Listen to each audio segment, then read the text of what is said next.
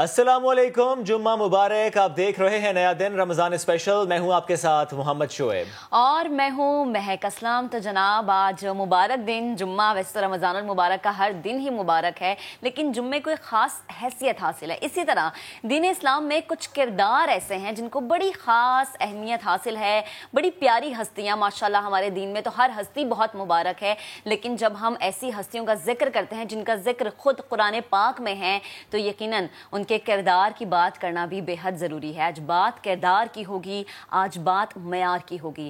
آج کے دن کی مناسبت سے دو موضوع ہے اور ان دونوں موضوعات کو میں آپ کے سامنے رکھنا چاہوں گی۔ ان دونوں موضوعات کا تعلق کردار سے ہے۔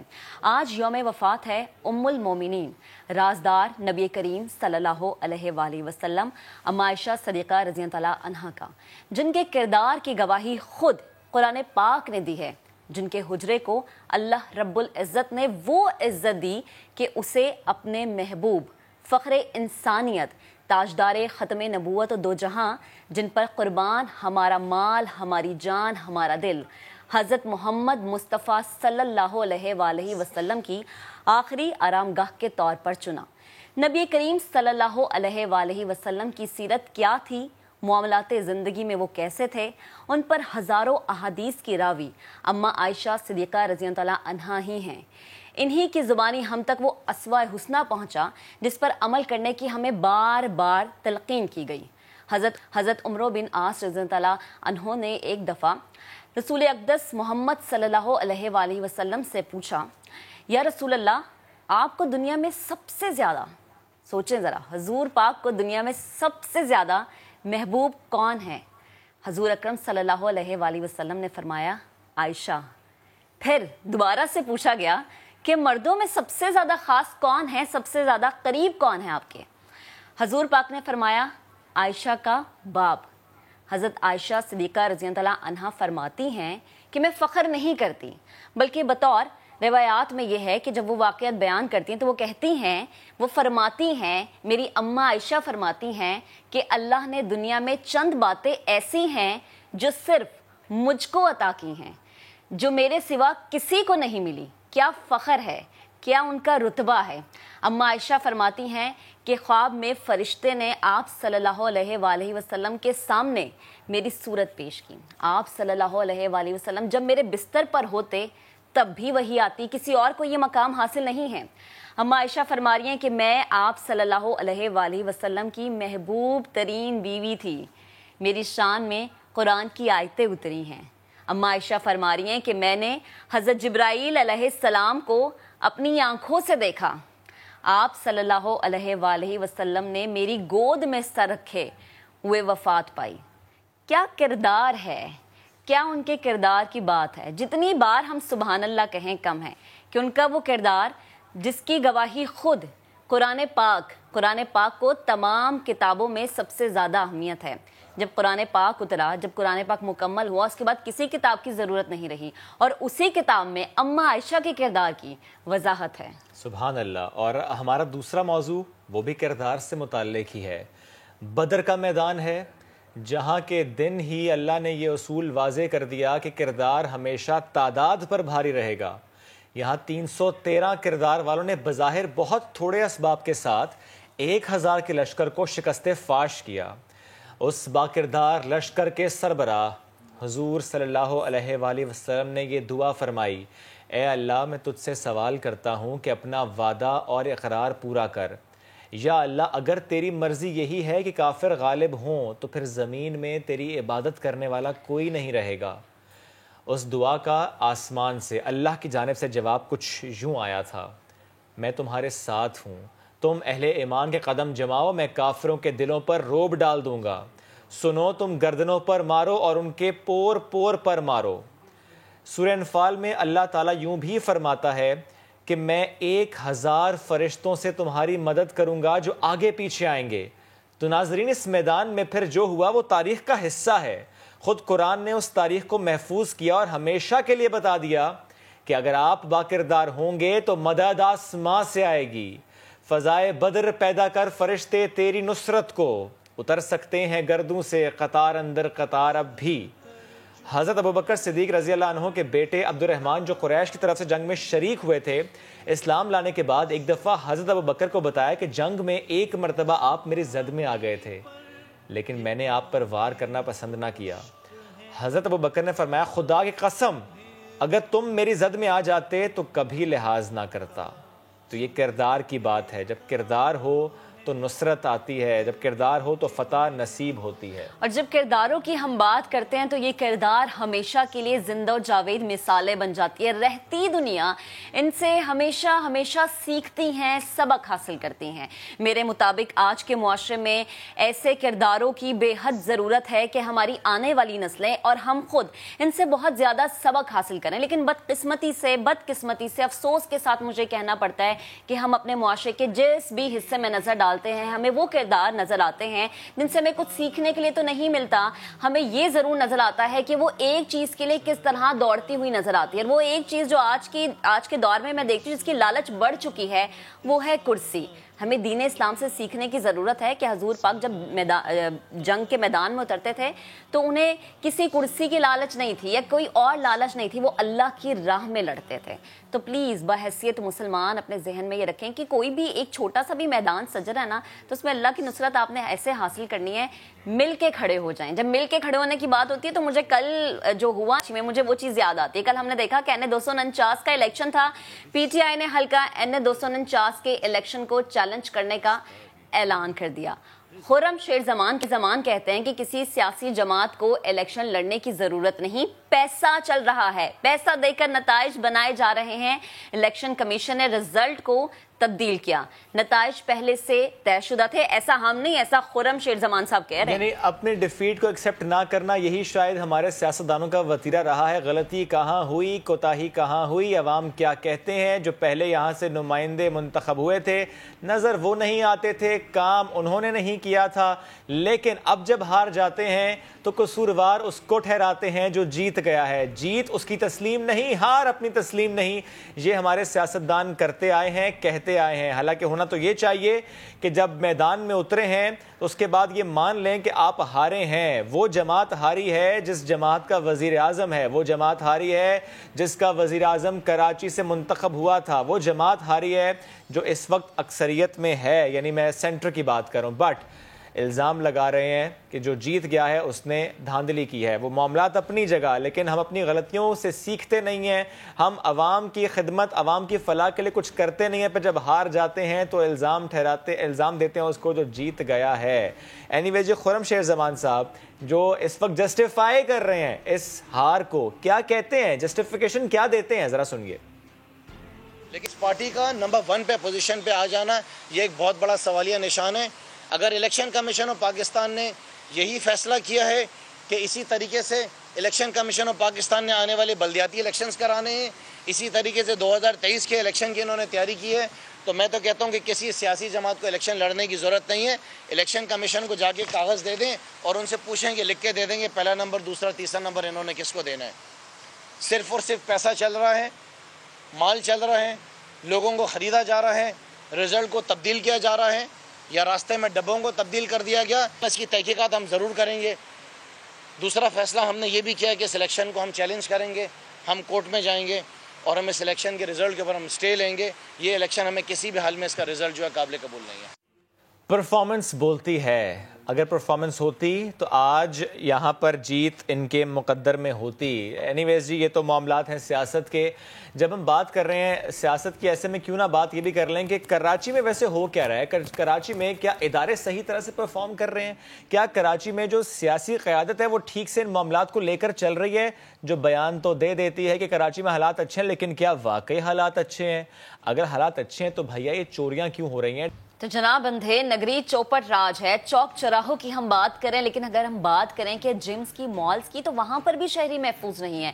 مالز کے اندر گھس کے، جمز کے اندر گھس کے شہریوں سے لوٹ مار کی جا رہی ہے۔ یہ کراچی کی ہی صورتحال ہے جسے روشنیوں کا شہر کہا جاتا ہے، پاکستان کا سب سے بڑا شہر، لیکن یہاں پر کرائم کی جب صورتحال کی بات ہوتی ہے تو میں یہ کہوں گی کہ جو عام شہری ہیں ان کی انگلیاں منہ میں آ جاتی ہے کہ بھیا یہ کراچی میں ہو کیا رہا ہے۔ سما کے چیف کرائم رپورٹر احمد رحمان خان اور سماجی کارکن ظفر عباس صاحب ہمیں اسٹوڈیوز میں جوائن کر چکے ہیں۔ احمد، آپ سے سٹارٹ اسٹارٹ کرتی ہوں. میں نے تو آپ کی رپورٹ بھی اپنے ناظرین کو دکھائی. مجھے بتائیں, یہ تو وہ علاقے نا جہاں پر بہت زیادہ کرائم ریٹ بڑھ چکا ہے, کوئی ایک علاقہ جو محفوظ ہے, جہاں پہ ہم سوچ سکے کہ اچھا یہاں منتقل ہو جاتے ہیں, یہاں پہ کرائم نہیں ہو رہا؟ جی دیکھیں, افسوس کی بات یہ ہے کہ کراچی میں کوئی ایک علاقہ بھی ایسا نہیں ہے کہ جہاں پہ وارداتیں نہیں ہو رہی ہوں, چاہے بلدیہ ٹاؤن ہو, کلفٹن ہو, گلستان جوہر ہو, گلشن اقبال ہو, نارتھ ناظم آباد ہو, کوئی بھی علاقہ ہو شہر کا, وہاں پہ ڈکیتی مزاحمت پر نہ صرف شہریوں کو گولی مار دی جاتی ہے, زخمی کر دیا جاتا ہے, ان کی جان لے لی جاتی ہے, بلکہ ان کو قیمتی اشیاء سے بھی محروم کیا جاتا ہے. اس میں افسوسناک بات یہ کہ رواں سال تقریباً 30 افراد جو ہیں وہ جاں بحق ہوئے ہیں ڈکیتی مزاحمت پر. اچھا, 200 سے 250 کے قریب لوگ زخمی ہوئے ہیں ڈکیتی مزاحمت پہ. اگر گزشتہ سال کی بات کریں تو 77 لوگ قتل کر دیے گئے تھے ڈکیتی مزاحمت پہ, اور 600 سے زائد زخمی ہوئے تھے.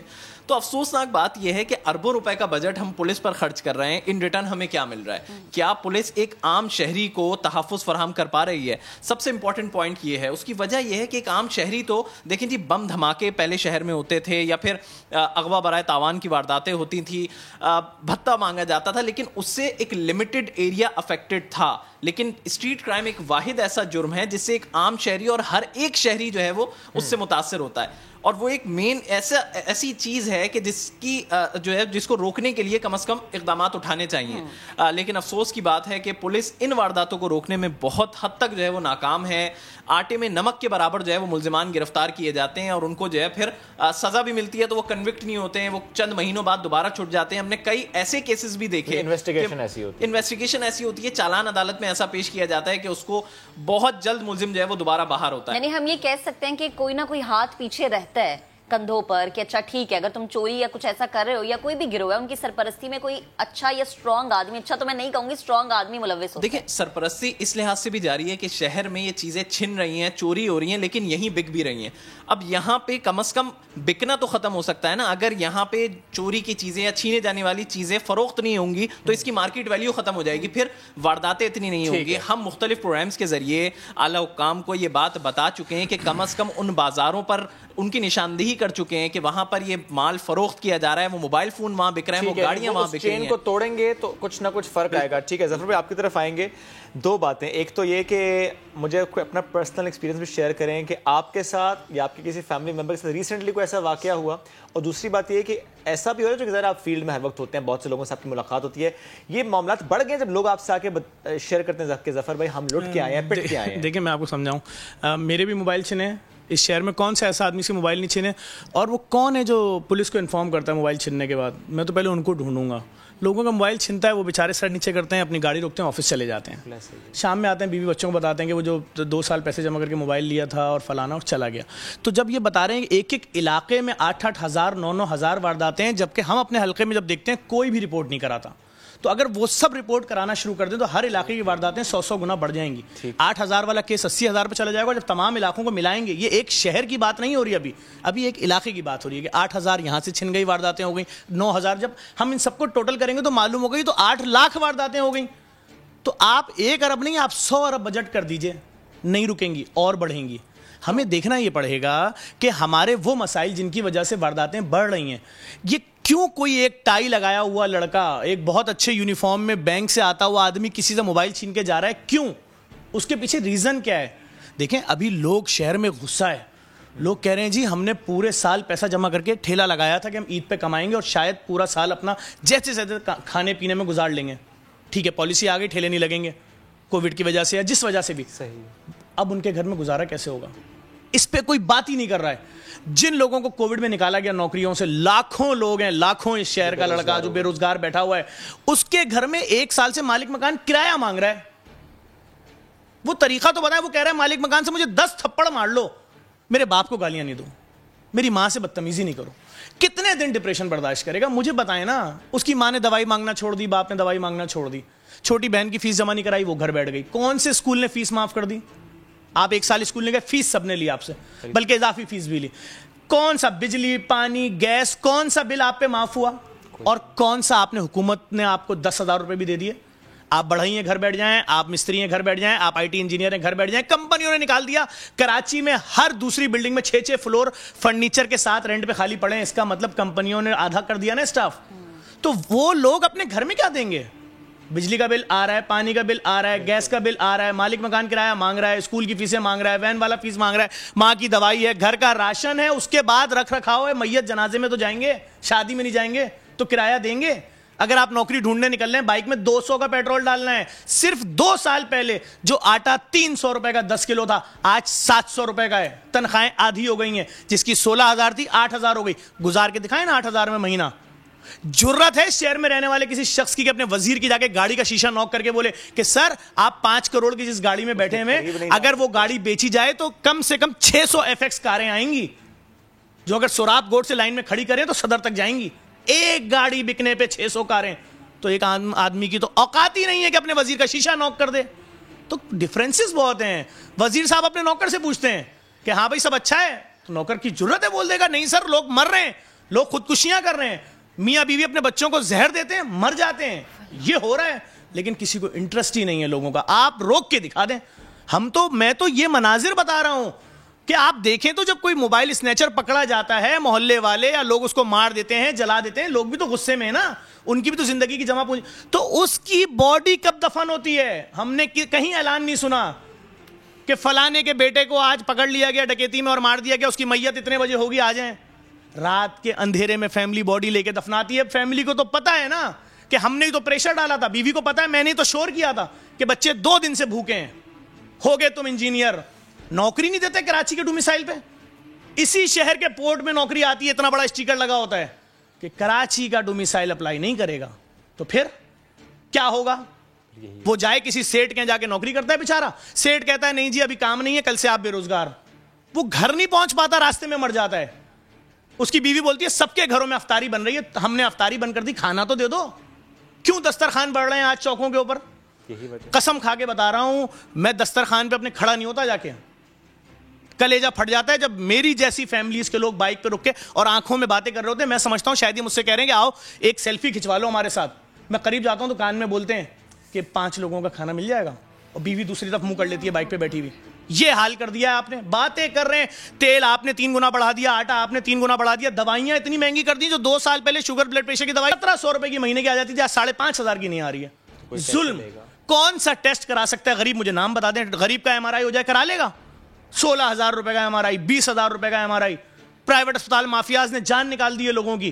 ایک ڈائلسس کرانے چلے جائیے 9,000 روپے دے دیجئے آپ, اور اس میں بھی یقین نہیں ہے کہ آپ سے وہ اسپتال جو ہے نئی کٹ یوز کرے گا پرانی. مطلب آپ نے چھوڑا کہاں ہے لوگوں کو؟ آپ جس مافیا کے خلاف آواز اٹھائیں وہ آپ پہ پابندی لگوا دیتے ہیں. بات تو کر کے دیکھیں. ہم تو بھگت رہے ہیں لوگوں کو. میں ڈیلی کا حال بتا رہا ہوں, قسم سے آپ کو سچ بتا رہا ہوں. جو لوگ رمضان میں پیسے دینے آتے تھے نا کہ یار یہ 10,000 روپے ہماری طرف سے کسی غریب کو 4-5 راشن دے دیے گا, وہ مانگنے آ رہے ہیں کہ بچوں کی 4 بچوں کی فیس ہے سیمسٹر کی 75,000 روپے, 3 لاکھ روپے. اب ذلت محسوس ہو رہی ہے, بیٹی کا آخری سیمسٹر ہے, اس کا رشتہ بھی آیا ہوا ہے. کس منہ سے رشتے والوں کو بولیں گے ہم بیٹی کو کیوں چھڑوا رہے ہیں تعلیم؟ یہ سچ ہے, کوئی سننا ہی نہیں چاہ رہا. آپ کس کے آگے بات کریں گے؟ آپ ذرا سا سچ بولیں, سیاسی پارٹیوں کو سوشل میڈیا آپ کے خلاف کیمپین شروع کر دیتے ہیں, آپ کی بہن بیٹی کی تصویریں لگانا شروع کر دیں گے. ہم تو جھیل لیں. ہم تو صرف اتنا بول رہے ہیں کہ یہ پہلا رمضان ہے جس میں لوگوں نے راشن نہیں مانگا. انہوں نے کہا ہمارے بچوں کی فیس دے دو. فیس دے دو. وہ یہ کہتے ہیں کہ پیسے دے دو تو ہم اب بجلی کے بل. سر کتنی بڑی ذلت ہے. بچہ کہہ رہا ہے میں جس گھر میں رہتا تھا اس میں 2 کمرے تھے, ایک میں امی ابو رہتے تھے, ایک میں ہم بہن بھائی رہتے تھے.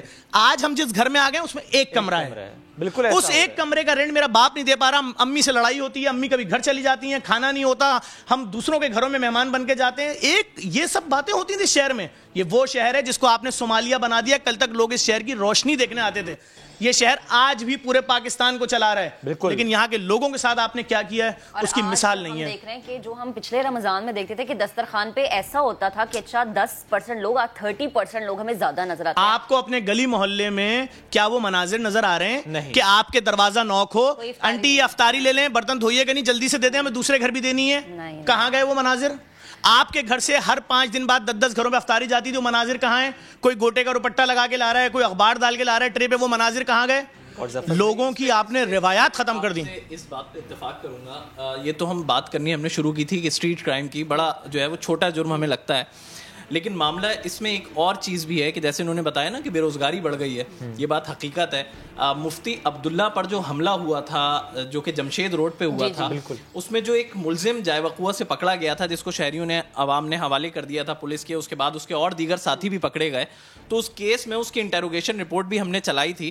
اس میں اس نے ایک بات لکھی ہے اس ملزم نے کہ وہ بے روزگار ہو گیا تھا اور پھر را کے سیٹ اپ میں آ گیا, یعنی بھارتی خفیہ ایجنسی را نے اس سے رابطہ کیا اور باقاعدہ اس کو پیسے جو ہے وہ پرووائڈ کیے جا رہے تھے. ایک زاہد نام کا بندہ جو کہ بیرون ملک مقیم تھا, اس نے اسی بیس پہ اس کو ہائر کیا کہ اب تو تم بے روزگار ہو, تمہیں گھر کا خرچ بھی چلانا ہے, تو ہم تمہیں پیسے دیں گے اور تم ہمارے لیے کام کرو. یعنی ہم دیکھیں بھائی, آپ سینئر صحافی ہیں جی, آپ تمام صحافیوں کے حالات جانتے ہوں گے. جو میڈیا اور صحافیوں سے ریلیٹڈ لوگ ایک سال میں بے روزگار ہوں گے, ان کے گھروں کے حالات پتہ ہے نا آپ کو؟ بالکل. آپ کو میں نام لے کے بتانا شروع کروں, آپ لوگ دہل جائیں گے.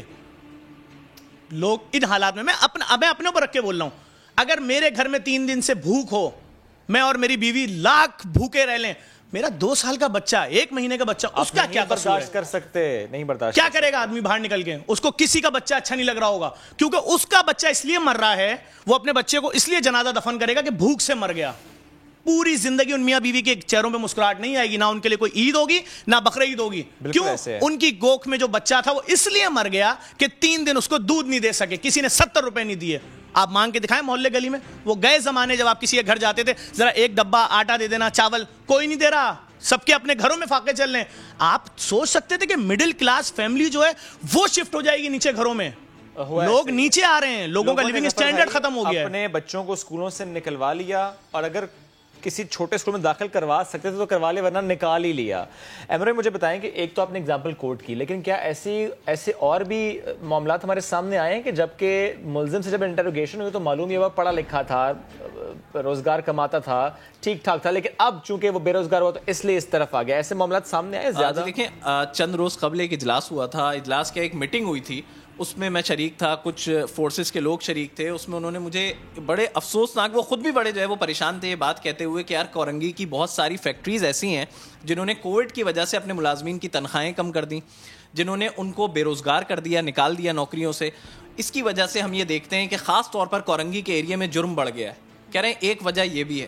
تو یہ بات بالکل ہے, جو ماضی میں لوگ کماتے تھے یا کہیں نوکریاں کر رہے تھے, جب وہ بے روزگار ہوئے یا ان کی تنخواہیں کم ہوئی ہیں تو انہوں نے اس کے بعد, یعنی ظفر بھائی جو بات یہ پوائنٹ ہے وہ بہت ویلڈ جب راشن ڈبل پیسے کا ہو جائے گا, آٹا 70 سال پاکستان کو بنے ہو گئے, 70 سال میں 300 روپے پہ پہنچا 10 کلو کا بورا, 2 سال کے اندر 700 روپے پہ چلا گیا.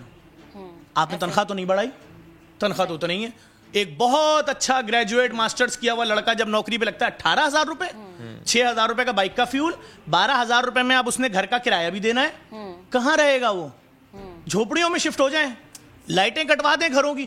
کوئی حکمران اس پہ بات کرنے کو تیار نہیں. اس پہ بات نہیں ہو رہی, بات ہوتی ہے صرف کرسی پہ, جیسا مہک نے کہا 249 کے الیکشن پر تو بہت بات ہوئی, عوام کس حال میں اس پہ بات نہیں. مجھے ایک بات اور بتائیں, میں بھی آپ کے پاس چند روز پہلے آیا تھا, غالباً دوسرے تیسرے روزے کو, جب ہم نے اس کنٹینر کا جو ریسٹورنٹ ہے, فری موبائل ریسٹورنٹ, اس پر ہم نے بات کی تھی.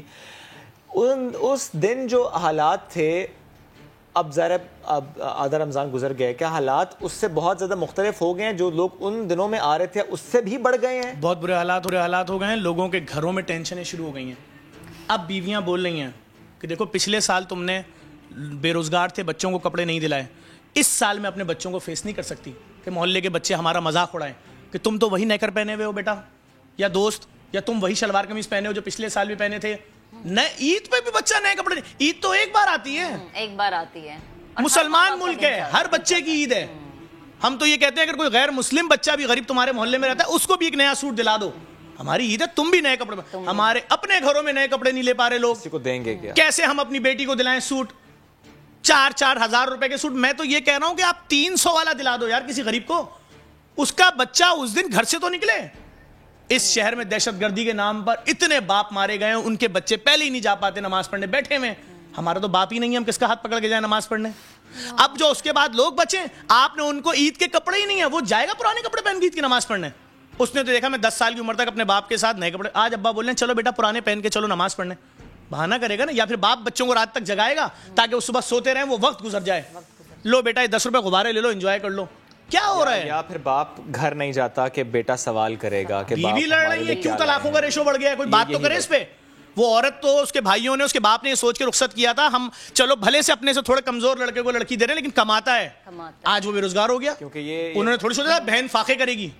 اور یہی وجہ ہے کہ خودکشیاں بڑھی ہے, کرائم ریٹ آپ روک کے دکھا دیں نا کرائم, آپ روک کے دکھا دیں. جب تک روٹ کاز کو بات ہی نہیں کر رہا کوئی اس کے اوپر, نہیں کیا جائے گا. ہر دوسرا لڑکا ڈپریشن کا مریض ہے کراچی کا, اس کو پتا ہے سرکاری نوکری دیں گے نہیں, سسٹم رائج ہے شہر کے اوپر کوٹا سسٹم. اس کے بعد جو پرائیویٹ نوکریاں تھی آدھی تنخواہیں ہو گئی ہیں, فیول ڈبل, آٹا ڈبل, بجلی ڈبل, گیس ڈبل, سارے ایکسپینسز ڈبل. 10 تاریخ کے بعد لوگ سر پکڑ کے گھروں میں بیٹھے ہوتے ہیں کہ ہم 20 دن بھیک کس سے مانگیں. ظفر بھائی یہ بھی آپ نے 10 کہہ دیا, ورنہ 1 تاریخ کو تنخواہ آتی ہے, دوسرے تیسرے دن ہی آپ پریشان. اس پہ بات کیوں نہیں ہو رہی, اس پہ بات کریں نا, اس پہ آئیں بیٹھیں حکمران بولیں کہ شہروں میں فاقے ہو رہے ہیں لوگ.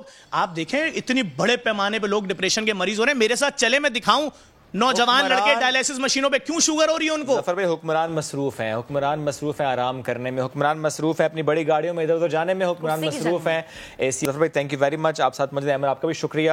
اللہ کرے کہ حکمران اس ڈائریکشن میں سوچیں جس ڈائریکشن پہ ہم نے آج بات کی ہے. اللہ کرے کہ ضمیر جاگ جائے, اللہ کرے کہ اس ڈائریکشن میں کام شروع ہو جائے کہ جب نوکریاں نہیں ملیں گی تو یہ کرائم نہیں رکے گا. ایک بریک لیں گے, واپس آئیں گے, اسٹے ود اس.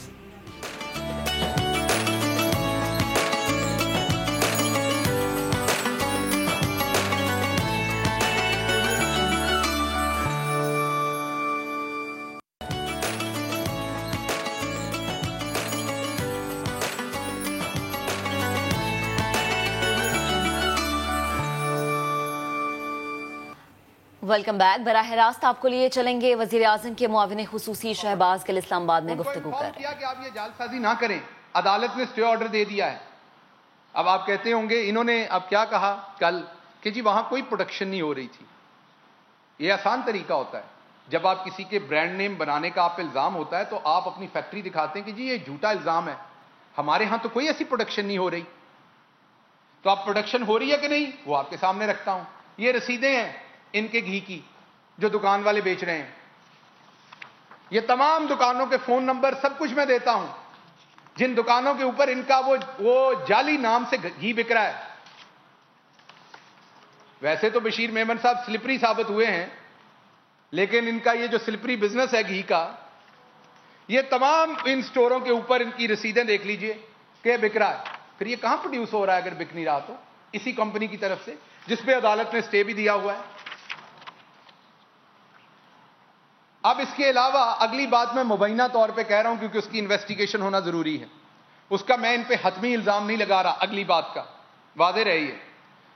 یہ میری ابھی بھی ایک بڑے مایاناز جرنلسٹ سے بات ہوئی, انہوں نے مجھے بتایا تو یہ مبینہ طور پر ہے, اس کی انویسٹیگیشن ہوگی ہے. میں سوال چھوڑے جا رہا ہوں بشیر میمن صاحب کے ساتھ. کیا آپ کی 3 ملیں ہیں ساؤتھ وزیرستان میں؟ کیا آپ وہاں پر, آپ سب کی اطلاع کے لیے عرض ہے کہ اگر ایک لاہور میں, فیصل آباد میں, سندھ میں مل پام آئل امپورٹ کرتی ہے باہر سے تو اسے ٹیکس دینا پڑتا ہے. 12 کروڑ کا تقریباً ایک کنٹینر آتا ہے, ایک یونٹ آتا ہے, اور اس کے اوپر آپ کو ٹیکس دینا پڑتا ہے امپورٹ کا. South Waziristan tax free zone ہے. کیا آپ نے, میرا سوال ہے کہ وہاں 3 ملیں صرف اس لیے لگائی ہوئی ہیں, یہ میرا سوال ہے آپ سے, کہ آپ وہاں پر امپورٹ کریں, ٹیکس چوری کریں اور بعد میں وہی خام تیل جو ہے وہ ملک کی دوسری ملوں میں استعمال کریں, دوسرے لوگوں کو بیچ دیں یا اپنی انڈسٹری میں استعمال کریں؟ کیونکہ آپ نے ٹیکس نہیں دیا, وہ ٹیکس فری زون ہے, آپ کو کروڑوں روپے کا فائدہ ہو جاتا ہے صرف اسی میں. کیا دوسرا سوال ہے کہ ان ملوں میں 5 لوگ نہیں بیٹھے, 6 لوگ, اور باقی کاغذوں میں لوگ ہیں. میں نے دوبارہ کہا کہ یہ میں ان پہ کوئی حتمی بات نہیں کر رہا, یہ میں سوال اٹھا رہا ہوں, اس کی انویسٹیگیشن کرنی پڑے گی ایف آئی اے کو بھی. اور آف کورس ایف آئی اے میں کچھ ان کے چاہنے والے بھی بیٹھے ہوں گے, ان کو بھی یہ سوچنا پڑے گا اور سننا پڑے گا کہ اگر پاکستان تحریک انصاف اپنے رینک اینڈ فائل کے اندر انصاف کروانا جانتی ہے تو آپ سے آپ کے رینک اینڈ فائل کے اندر بھی انصاف کروانا جانتی ہے اور کروائے گی. یہ کام اور نہیں چلے گا. آپ کے امپلائیز, میں اب کی بات نہیں کہہ رہا, یہ ماضی میں بات کر رہا ہوں جب یہ سیٹ پہ بیٹھے ہوئے تھے. کیا میرا سوال ہے کہ ایف آئی اے کے امپلائیز نے لوگوں کو, ڈسٹریبیوٹرز کو دھونس نہیں دی کہ وہ ان کا مال ضرور بیچیں؟ کیا آپ نے اپنی پوزیشن استعمال کر کے اپنے بزنس کو بڑھایا؟ یہ میرا سوال ہے آپ سے. کیا آپ منی ٹریل دیں گے آپ کے بیٹے کی فلور ملز, یا اگر گھی ملز ہیں اور کتنی ہیں وہ کہاں سے لگی, وہ پیسہ کہاں سے آیا آپ کے پاس. تو اصل میں آپ کے سامنے بات یہ رکھنی تھی کہ یہ تمام چیزیں بہت مہینوں سے ان پہ ہو رہی تھی, ان کی گورنمنٹ میں بھی ہو رہی تھی, اور انہیں پتا تھا کہ عمران خان نے ایک نہ ایک دن انہیں بھی ہاتھ ڈالنا ہے جال سازی پہ, ٹیکس چوری کرنے پہ. انہیں کیونکہ پتا تھا کہ اب یہ سب کچھ ہو رہا ہے, اور میں نے آپ کو سٹے آرڈر دکھا دیے اس سال کے شروع کے جو عدالتوں سے ان کے خلاف ملے, اور انہیں پتا تھا کہ اب ان قریب ان سٹے آرڈرز کی وجہ سے اب ہمارے اوپر قدغن لگنی ہے, اور اس سارے پروسیس میں ہم کیوں نہ کنٹروورشل کر دیں, یہ بھی وہ سیاسی انتقام کی زد میں چلے جائیں جیسے شریف جاتے ہیں, جیسے پیپلز پارٹی جاتی ہے. تو انہوں نے کہا ہمارے ساتھ بھی سیاسی انتقام ہو رہا ہے. ابھی 2 دن پہلے آپ نے دیکھا دنیا نیوز کے اوپر جنید سلیم صاحب نے ایک سٹوری بریک کی, جس میں انہوں نے جنید سلیم صاحب سے ریکویسٹ کی کہ ابھی جو آئی جی انعام غنی ہے, جو کہ میرے خیال میں ایک ونڈرفل آفیسر ہے, ان کو ڈی جی ایف آئی اے نہ لگایا جائے, آپ پرائم منسٹر کو پرسو کریں. میمن صاحب تسی اتنے امب لین گئے سو جنید سلیم صاحب دے کول, آپ تو اتنے ڈیسنٹ بنتے ہیں, آپ جب کبھی پرائم منسٹر کو ملتے تھے تو اچھی طرح یاد ہے پورے پرائم منسٹر ہاؤس کو کہ آپ کی کمر میں اتنا جھکاؤ تھا کہ خدشہ ہوتا تھا کہیں سامنے لیٹ نہ جائیں آپ, کیونکہ آپ کو خوشامد کر کے پوسٹنگ چاہیے, کام تو آپ نے کرنا نہیں. تو مجھے یہ جواب دیں کہ جنید سلیم صاحب نے ادھر بالٹی میں امب ڈالے ہوئے تھے ٹھنڈے کر کے جو آپ کھانے گئے تھے, کیا آپ نے وہاں پر کم از کم 22 سگریٹ نہیں پیے تھے بیٹھ کے, اتنے پریشان تھے آپ؟ کیا وہاں پہ 2 ایشٹرے خالی نہیں ہوئی تھی آپ کے سگریٹ سے؟ تو آپ کس دھوئیں میں رہتے ہیں؟ دھوئیں سے باہر آئیے. عمران خان کو کنٹراورشل کرنے والے بہت آئے, آپ سے پہلے بھی بہت آئے, نہیں کر سکے. اس کی وجہ یہ ہے کہ عمران خان ایک ایماندار لیڈر ہے, وہ کام کرتا ہے جو اپنی قوم کو بتا بھی سکتا ہے. عمران خان نے جس ایک کیس کے بارے میں آپ کو کہا تھا وہ کابینہ کے اندر کہا تھا, بمانگے دوہل کہا تھا, سب کے سامنے کہا تھا. تو اصل اسلام آباد میں وزیر اعظم کے معاون خصوصی شہباز گل پریس کانفرنس کر رہے ہیں. ان کا یہ کہنا ہے کہ بشیر میمن کا بیان بہت افسوسناک ہے. میرا سوال بشیر میمن سے یہ ہے کہ وہ بتائیں کہ ان کے پاس کیا کوئی ثبوت موجود ہے. ابھی ایک بریک لیں گے, آپ ہمارے ساتھ رہیے گا.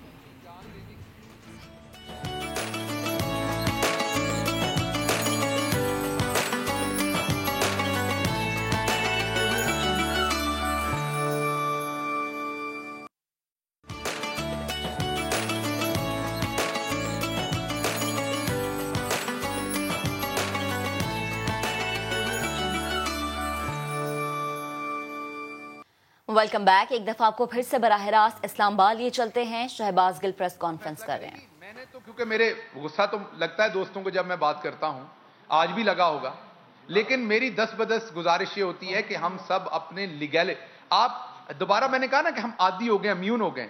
آپ ایک بات سوچ سکتے ہیں, آپ کے پرائم منسٹر کو سلینڈر کیا جا رہا ہے. عمران خان صاحب کو بھول جائیں, پرائم منسٹر آف پاکستان, کل کو کوئی بھی کہہ دے گا کچھ بھی, کل کو فورن وزیر ملنے جائے گا وہ کہہ دے گا پرائم منسٹر نے مجھے یہ کہا تھا. ایسے نہیں ہوتا. آپ کسی ملاقات میں بھی, کل شہباز صاحب پرائم منسٹر سے مل کے آئیں اور وہ کہیں کہ میں نے تو فیصلہ کیا ہے کہ بس سارے چینل بند کر دینے, کل یہ کہہ دیں, ایسا نہیں ہوتا.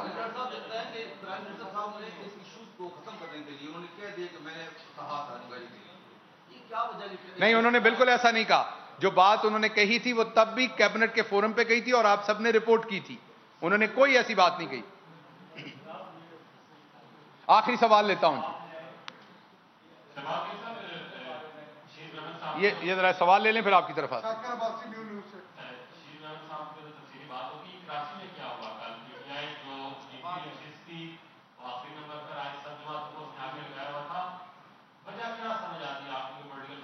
اچھا, یہ اس میں کوئی دس اینڈ دیٹ نہیں ہے, یہ اچھا رزلٹ نہیں ہے.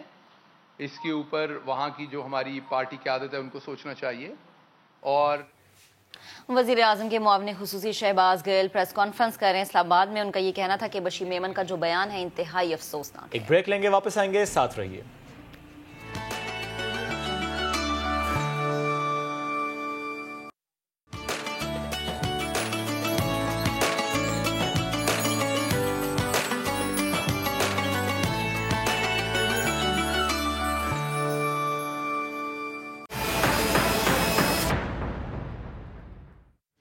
اس سیگمنٹ میں آج ذکر ہم کریں گے کہ منافع خور کیسے عوام کی زندگیوں سے کھیل رہے ہیں۔ راولپنڈی میں وائرس زدہ مرغی فروخت کیے جانے کا انکشاف ہوا ہے۔ چکن کھانے والوں میں یہ بیماری منتقل ہونے کا خدشہ ہے۔ ظہیر علی کی رپورٹ میں جانیے۔ زندہ برائلر 250 روپے فی کلو سے زائد تو گوشت 450 روپے سے زائد کا کلو، لیکن پنڈی کی منڈی میں ایسی زندہ برائلر کی قیمت شروع ہوتی ہے 130 روپے فی کلو سے۔ مرغی وائرس زدہ جو ہے جناب، انفیکشس برونکائٹس نامی وائرس زدہ مرغیوں کی آنکھیں، گلا خراب، افزائش رک جاتی ہے، 5 ہفتے بعد بھی وزن 1 کلو تک نہیں پہنچتا، ناک آنکھوں سے پانی بہتا ہے، تبھی تو مرغیاں مرنے سے پہلے منڈی میں بیچ دی جاتی ہیں۔ ماہرین کے مطابق وائرس زدہ چکن کھانے سے بیماری انسانوں میں منتقل ہو سکتی ہے۔ بیمار مرغی کی بلا خوف اور دھڑلے سے جاری فروخت پر سما نے سوال اٹھایا تو آڑتیوں کے بہانے ہزار۔ یہ بہت بڑی جو انڈسٹری ہے یہ بحران کا شکار ہو رہی ہے، بیماری بہت زیادہ پھیل چکی ہے اور جو صحت مند مرغی تھی ابھی وہ مل نہیں رہی۔ مال وہ ہے کہ جو فارمر کا کوئی بکتا نہیں ہے، کوئی اٹھاتا نہیں ہے، وہ یہاں پہ ایکسپائر مال ہے، وہ یہاں پہ آکے منڈی کا سہارا لیتے ہیں۔ عوام کو بیچنے کے لیے مال خریدنے والے بھی حقائق سے انجان نہیں ہیں۔ یہ مرغی کھانے کے لائق تو نہیں ہے، بہرحال یہ منڈی میں چلتی ہے، مارکیٹ میں یہ لوگ کھاتے ہیں، چلاتے ہیں۔ جو مال کہیں بھی نہیں چلتا، نہ لاہور نہ جتنے بھی پنجاب ایریا میں وہ مال نہیں چلتا، وہ پنڈی منڈی آتا ہے۔ بیمار اس ٹائم تو یہ لوگ مجبور، جو غریب لوگ مجبور ہو کے اپنے لیے بیماری پیدا کر کے یہ چیز کھا رہی ہے۔ منافع خوروں کے عوام دشمن لالچ کو جانے نہ جانے، انتظامیہ نہ جانے، شہر تو سارا جانے ہے۔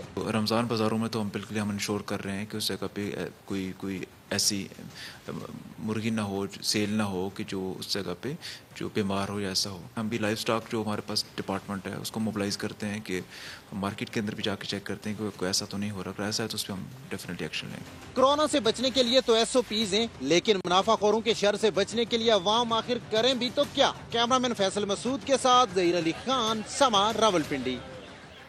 آگے بڑھتے ہیں۔ کرونا SOPs پر عمل درآمد سب کے لیے۔ ٹنڈو محمد خان میں SOPs کی خلاف ورزی پر 6 پولیس اہلکاروں کو کوسٹ گارڈ اور SHO کو شوکوز نوٹس جاری کر دیا گیا ہے۔ مزید بات کریں گے اپنے نمائندے امتیاز علی سے۔ ہاں جی بالکل، یہ ٹنڈو محمد خان کے SSP نے جو ایک بڑی کارروائی کی ہوئی ہے، جبکہ جو ہے کرونا کے جو موذی وبا ہے اس کے کیسز میں دن بدن جو ہے وہ اضافہ دیکھنے کو مل رہا ہے۔ جہاں عوام جو ہے غیر سنجیدگی کا مظاہرہ کر رہے ہیں، وہیں پہ انتظامیہ اور پولیس اہلکار بھی غیر سنجیدگی کا مظاہرہ کر رہے ہیں۔ تو ایسے میں SSP ٹنڈو محمد خان عابد بلوچ نے ایک بڑا اقدام اٹھاتے ہوئے 6 پولیس اہلکاروں کو جو ہے ماسک نہ پہننے اور SOPs کی خلاف ورزی پر جو ہے کوارٹر گارڈ کر دیا گیا ہے، جبکہ جو ہے SHO شاہ کریم بلڈی کو بھی جو ہے وہ شوکاز نوٹس جاری کر دیا گیا ہے۔ شکریہ امتیاز علی، آپ نے اپڈیٹ کیا۔ آگے بڑھیں گے۔ کسی کے لیے غلطی صرف ایک غلطی ہوتی ہے، لیکن یہ چھوٹی سی غلطی کسی کے لیے زندگی بھر کا روگ بن جاتی ہے۔ یہ چھوٹی سی غلطی اس کا سرمایہ چھین لیتی ہے، یہ چھوٹی سی غلطی اس کے خواب چھین لیتی ہے، یہ چھوٹی سی غلطی اس کی پوری فیملی کے لیے بہت بھاری پڑ جاتی ہے۔ کراچی کے ایک کٹنگ ماسٹر کے ساتھ بھی کچھ ایسا ہوا۔ کسی کی تو وہ چھوٹی سی غلطی تھی، لیکن ان کی زندگی یکسر بدل گئی۔ چند ماہ پہلے ہی یہ معاملہ ہوا۔ اس پر ڈیٹیل رپورٹ آپ کو دکھائیں گے، پھر بات کریں گے۔ نہ جانے کیا کیا سوچا تھا ابھی 2-1.5 مہینے پہلے، کیونکہ ٹیلر کا کام تو ہمارا سیزن ہوتا ہے، تو ابھی سیزن میں سوچا تھا کہ گھر ور بنوائیں گے، جو بھی کمائی وغیرہ ہوگی، بہن کی شادی کریں گے، سب پیسے سے وہ ہو گیا۔ ڈاکٹروں کی ذرا سی غفلت نے سارے خواب چکنا چور کر دیے۔ جو کل تک خود کماتا تھا وہ آج دوسروں کا محتاج ہو گیا۔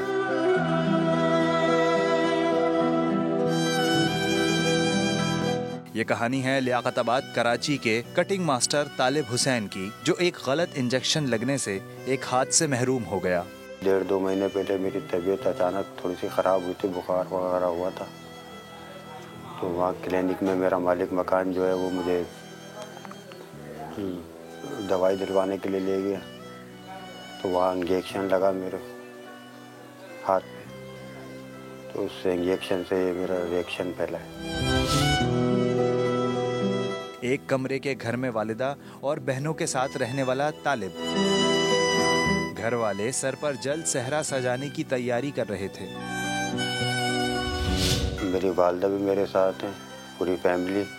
ایک میری بہن طلاق یافتہ ہے، ایک بیوہ ہے، وہ بھی ہمارے ساتھ ہی رہتی ہے۔ ابھی اس حادثے کی وجہ سے میرا جب سے بازو کٹا ہے بڑی پریشانی ہو گئی۔ بیٹے کا بازو کٹا تو ماں بھی تڑپ اٹھی۔ کیا کروں بیٹا، میری تو بات نظر نہ بر اللہ ہے، اللہ کا رسول ہے، اور یہ بچے بیٹا یہی چلاتا ہے۔ طالب حسین اور اس کے گھر والوں کو انتظار ہے کہ اب ان کا دوسرا بازو کون بنے گا۔ وہ گھر کا بازو تھا، اس کا اپنا بازو کٹ گیا۔ اس ڈاکٹر کی غلطی سے یہ سب کچھ ہو گیا۔ یہ کہانی اتنی پرانی نہیں ہے، ابھی 1.5-2 مہینے پرانی ہی یہ بات ہے۔ یہ رمضان کا مہینہ ہے۔ وہ کٹنگ ماسٹر جو شاید نہیں یقیناً یہ سوچ رہا ہوگا، بڑی محنت سے، بڑے دل سے، بڑی لگن سے کام کرے گا۔ وہ جو کپڑے سینا، کپڑوں کی کٹنگ کرنا، اس کے بعد بڑے خواب ہوتے ہیں کہ سیزن ہے، اس سیزن میں چلو کچھ کما لیں گے، کچھ گھر والوں کے لیے بچا لیں گے، کچھ بہتر ماحول ہو جائے گا، کچھ بہتر زندگی ہو جائے گی۔ کیا معلوم تھا کہ یہ سانحہ ہو جائے گا؟ کیا معلوم تھا کہ اس طرح زندگی اتنی کٹھن، اتنی مشکل ہو جائے گی کہ جب اپنے بھی آنسو نہیں تھمیں گے، اپنی بہن کے آنسو پہنچ نہیں سکیں گے، کیونکہ اس کے بھی آنکھوں سے آنسو اس وقت بھی رواں ہیں، کیونکہ میرے ساتھ اسٹوڈیوز میں موجود ہیں۔ طالب حسین بھی ساتھ موجود ہیں، ان کی بہن شاہین بھی ساتھ موجود ہیں، اور سارم بھائی بھی ہمیں جوائن کر چکے ہیں۔ سمجھ نہیں آ رہا گفتگو کا آغاز کس سے کروں، سمجھ نہیں آ رہا کیا سوال کروں۔ کہانی آپ کے سامنے رکھی ہے، کوشش کرتا ہوں کہ طالب بھائی سے ہی بات کر پاؤں۔ طالب بھائی، بڑا مشکل یہ وقت ہے، بڑے کٹھن یہ لمحات ہیں، اللہ کی آزمائش ہے، یہ اللہ کی آزمائش۔ اللہ آپ کو اس آزمائش سے انشاءاللہ نکالے گا، انشاءاللہ نکالے گا۔ اللہ کو ایسا سبب ضرور پیدا کرے گا کہ اگر یہ ایک سانحہ ہو گیا ہے تو اللہ آپ کو کوئی اور طاقت دے دے، اللہ آپ کو کسی اور طرح سے نواز دے۔ طالب بھائی، کتنا مشکل ہے یہ تو میں پوچھوں گا نہیں، لیکن میں یہ ضرور پوچھوں گا کہ یہ جو معاملہ ہوا جب آپ کے ساتھ کہ آپ کی طبیعت بگڑی اور آپ نے کہا چلو میں جاتا ہوں انجیکشن لگوا لیتا ہوں، کیا یہی سوچ رہے تھے کہ تکلیف برداشت کر تو رہا ہوں لیکن جلدی سے انجیکشن لگوا لیتا ہوں تاکہ ٹھیک ہو جاؤں اور اپنا کام جس طرح میں کرتا ہوں اسی طرح کرتا رہوں، وہ جو روزگار ہے، جو حلال رزق کمانے کی جستجو ہے، اسی طرف میں رہوں اور میں بس ٹھیک ہو جاؤں کسی طرح سے؟ طالب بھائی جواب، ان کی آنکھوں سے جو اس وقت آنسو جاری ہیں، یقیناً کسی کی اس پہ ہمت نہیں ہوتی ہے۔ ہم بس اپنے ناظرین کو بس یہ بتا رہے ہیں کہ جب مسائل آتے ہیں نا آپ کی زندگی میں، تو پھر ہمت اگر آپ اپنی بنائے رکھیں اور آپ کے گھر والے آپ کے ساتھ کھڑے ہوں، لیکن جب گھر کا واحد سہارا ایک بیٹا ہو اور اس بیٹے کے ساتھ ایسا حادثہ ہو تو یقیناً گھر والوں کو ایک بہت برا جھٹکا لگتا ہے۔ شاہین بھی ہمارے ساتھ موجود ہے، طالب بھائی کی بہن ہے، آپ بڑی بہن ہے۔ میں آپ سے جاننا چاہوں گی، طبیعت خراب ہوئی تھی بھائی کی، کیا ہوا تھا، معاملہ تھا کیا؟ کچھ بھی نہیں ہوا، کچھ بھی نہیں ہوا تھا ان کو۔ یہ تیار ہو کر کام پہ گئے دکان پر، اور دکان پہ جا کے انہوں نے ظہر کی نماز ادا کی ہے۔ ظہر کے بعد عصر کی بھی نماز ادا کر ہی لی تھی، برابر میں ہی دکان کی مسجد ہے، تو وہاں سے یہ آئے نا، انہوں نے کہا میری جو حرارت ہو رہی ہے، میرا جسم ٹوٹ رہا ہے، تو دکان کا مالک ویسے تو آتا نہیں ہے۔ میں معذرت آپ کو روکنا چاہوں گی، ابھی آپ کو چلتے بلاول بھٹو سے داری گفتگو کر رہے ہیں۔ پی ٹی آئی کو اور کراچی کے عوام نے صاف پیغام بھیجا ہے، صاف پیغام بھیجا ہے اس کت پتلی نالائق نااہل حکومت کو کہ یہ سلیکٹڈ حکومت کراچی کے عوام نے ریجیکٹ کر لیا ہے۔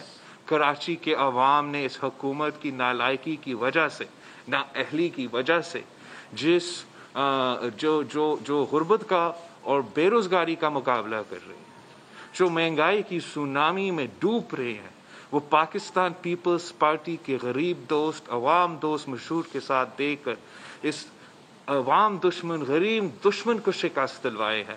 اور ہم سمجھتے ہیں کہ یہ پاکستان کی سیاست کے لیے ایک نیا رخ کا ثبوت ہے کہ اب پاکستان کی سیاست جمہوری قوتوں کی طرف آگے بڑھتے نظر آ رہی ہے۔ اور اب جو یہ سٹرینگل ہولڈ تھا، اس ریجیم کا سٹرینگل ہولڈ تھا پاکستان پیپلز پارٹی کی کنسسٹنٹ اپوزیشن کی وجہ سے، پاکستان پیپلز پارٹی کی جمہوری اور اپوزیشن کی اسٹریٹجی کی وجہ سے ہم نے نہ صرف حکومت کو پہلے راؤنڈ میں بائی الیکشنز میں ملک بھر میں شکست دلوایا، پھر نیشنل اسمبلی میں شکست دلوایا، پھر چیئرمین سینٹ کے الیکشن میں شکست دلوایا، پھر لیڈر آف دی اپوزیشن بھی پاکستان پیپلز پارٹی جیتے.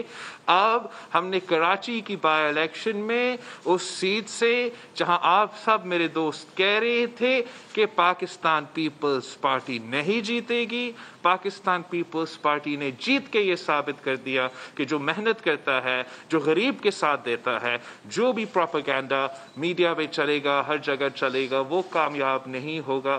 آخر کار جو عوام میں رہتے ہیں اور عوام کے ساتھ رہ کر مقابلہ کرتے ہیں، مشکل وقت کا اچھا وقت میں بھی ساتھ دیتے، ان کی جیت ہوتی ہے.